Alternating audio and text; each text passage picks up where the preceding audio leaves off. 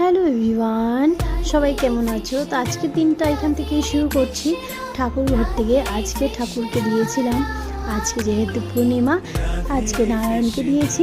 এই দেখো আমি সব ঠাকুরকে স্নান টান করিয়ে জল ফুল তারপরে প্রসাদ দিয়ে দিয়েছি।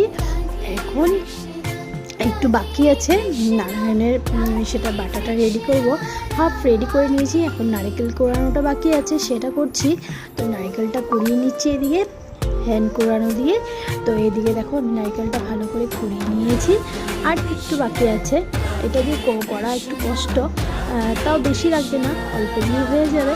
তো এই দেখো নারায়ণকে আমি বাটাটা রেডি করে নিয়েছি আর নারায়ণকে দিয়ে দিয়েছি। এখন আমি পাঁচালিটা পড়ছি, পাঁচালিটা পড়ে ধূপধুনা দেখিয়ে দেবো। তো আজকের ব্লগটা তোমাদের কেমন লাগলো অবশ্যই কমেন্ট করে জানাবে, আর ভালো লাগলে লাইক অ্যান্ড সাবস্ক্রাইব করবে আর ভালোবাসা দেবে।